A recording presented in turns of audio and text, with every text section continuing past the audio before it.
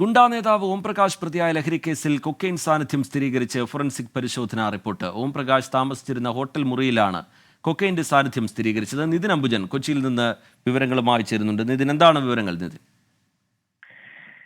റിജിത്ത്, കഴിഞ്ഞ മാസമാണ് മരടിലെ പഞ്ചനക്ഷത്ര ഹോട്ടലിൽ ഇതുമായി ബന്ധപ്പെട്ട ഒരു റെയ്ഡ് നടന്നത്. ഈ റെയ്ഡിനിടയിലാണ് ഓംപ്രകാശ് ഉൾപ്പെട്ട ലഹരി സംഘത്തെ പോലീസ് പിടികൂടിയത്. എന്തായാലും ഇപ്പോൾ അതിലൊരു ഫോറൻസിക് റിപ്പോർട്ടിന്റെ വിവരമാണ് പുറത്തുവന്നിരിക്കുന്നത്. കൊക്കെയിൻ സാന്നിധ്യം ഫോറൻസിക് റിപ്പോർട്ടിൽ ഇപ്പോൾ സ്ഥിരീകരിച്ചിരിക്കുകയാണ്. നേരത്തെ തന്നെ പോലീസ് കൊക്കെയിൻ സാന്നിധ്യം ഉണ്ടെന്ന വിവരം പങ്കുവച്ചിരുന്നു. ഇപ്പോൾ ഫോറൻസിക് റിപ്പോർട്ട് ഇപ്പോൾ സ്ഥിരീകരിക്കുന്ന ഒരു വിവരമാണ് വന്നിരിക്കുന്നത്. ഓംപ്രകാശ് താമസിച്ചിരുന്ന ഹോട്ടൽ മുറിയിൽ കൊക്കെയിന്റെ സാന്നിധ്യം ഉണ്ടെന്ന വിവരമാണ് ഇപ്പോൾ ഫോറൻസിക് റിപ്പോർട്ടിലൂടെ വന്നിരിക്കുന്നത്. എന്തായാലും റിപ്പോർട്ടിന്റെ അടിസ്ഥാനത്തിൽ ഓംപ്രകാശിന്റെ ജാമ്യം റദ്ദാക്കാൻ പോലീസ് കോടതിയിൽ അപേക്ഷ നൽകും. അതാണ് ഇനിയിപ്പോൾ പോലീസിന്റെ അടുത്ത നടപടി.